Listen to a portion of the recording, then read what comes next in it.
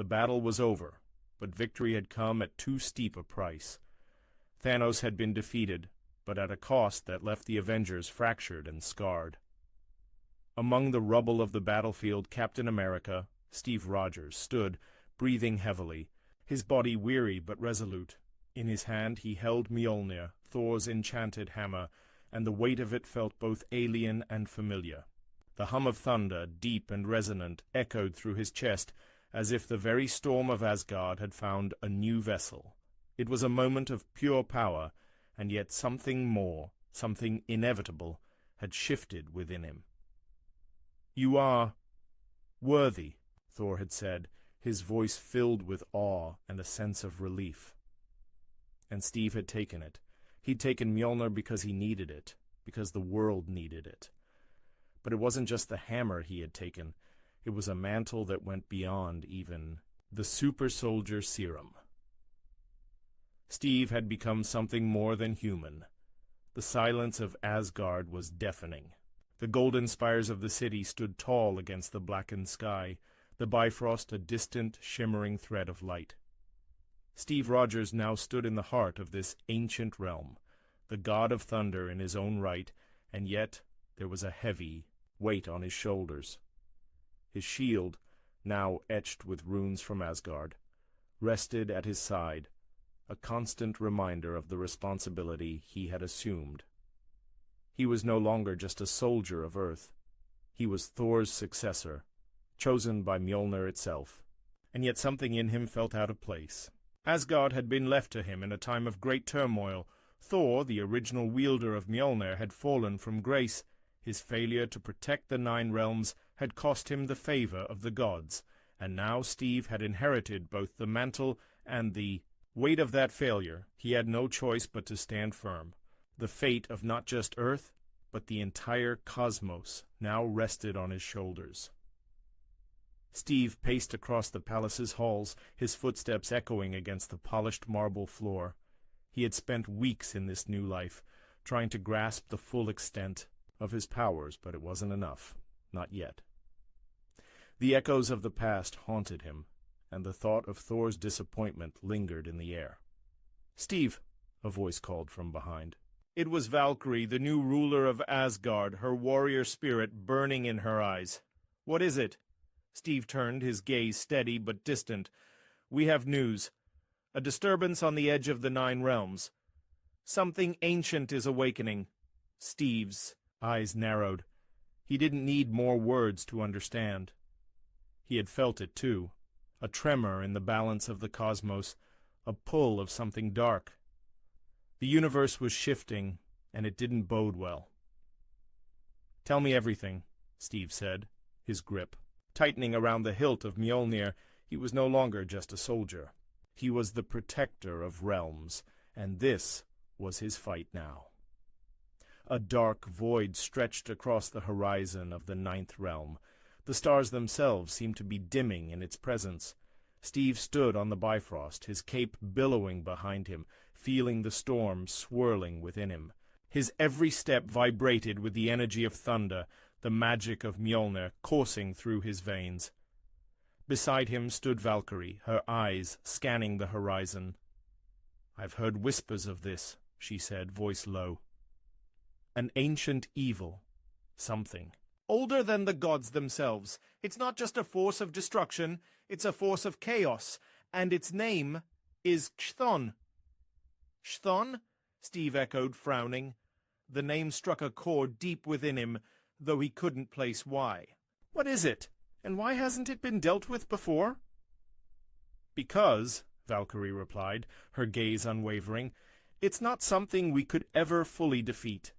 Chthon is a being of primordial darkness, a god of entropy.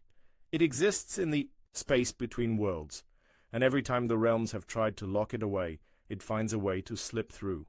The air seemed to thrum with an unnatural energy as a flash of lightning split the dark sky.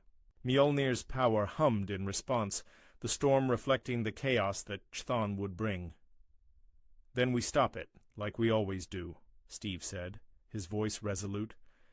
His hand tightened around the hammer as the storm grew louder, more threatening.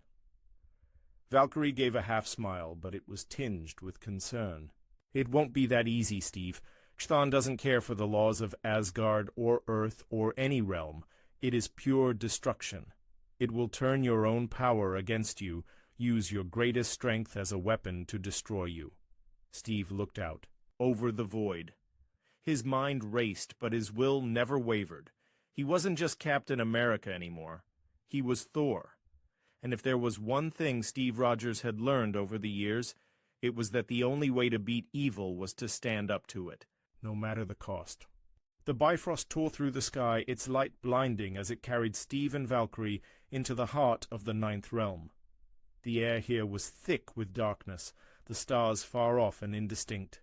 Shadows writhed like serpents, and the very ground seemed to pulse with an alien life of its own. "Stay close," Valkyrie warned. Her sword gleamed with a dim, ethereal light. Steve's heart pounded in his chest.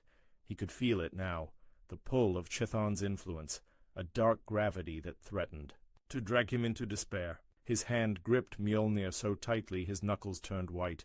The storm raged above them, lightning flashing as if in anticipation of the coming battle.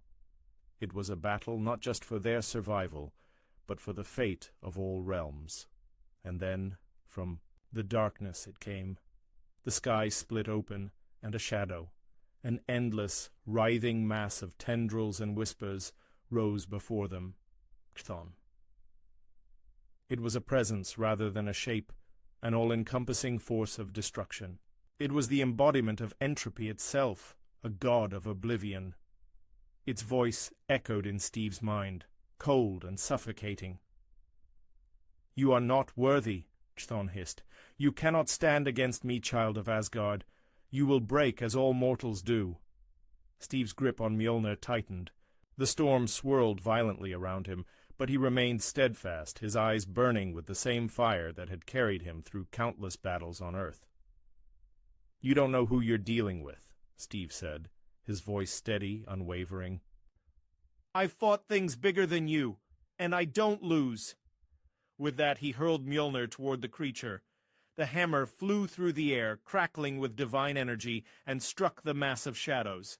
The resulting explosion of light sent shockwaves through the void, but Hethan's form absorbed the blow, reforming, shifting. "You are but a fleeting spark," Chthon murmured. "What is a hero compared to the Eternal?" Valkyrie charged. Sword raised, but she was quickly enveloped in the tendrils of darkness, her form twisting in the chaos. "Valkyrie!" Steve shouted, but he was already moving, his body charged with the power of thunder. He called Mjolnir back to him, the hammer whizzing through the air and returning to his hand. He felt the force of the storm surge within him, and with one swift motion he brought it down. Lightning crackled, thunder rumbled, and the hammer struck again. For a moment there was silence, then Chthon's voice echoed once more, stronger than before. "You cannot win. You are nothing more than a child, playing at godhood." Steve's eyes narrowed. "I am no child," he said, "and I've never played at anything in my life." With that he summoned the full fury of Mjolnir. He channeled every ounce of lightning, every drop of divine power. This time, when the hammer struck, it was not just the force of thunder that hit Chthon, it was the sheer will of Steve Rogers himself. The force tore through the darkness, unraveling the very fabric of Chthon's form.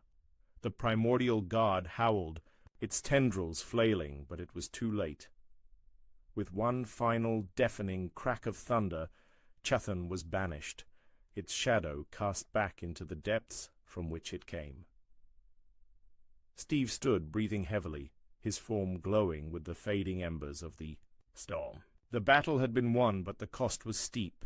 Valkyrie approached him, her armor scorched but intact. "You did it," she said, awe in her voice. "You really did." Steve looked down at Mjolnir, his hand trembling slightly. The weight of the victory was heavy, but it was more than that. There was a deeper realization that had settled within him. "I didn't do it alone," he said. "I'm not Thor. I'm Steve Rogers,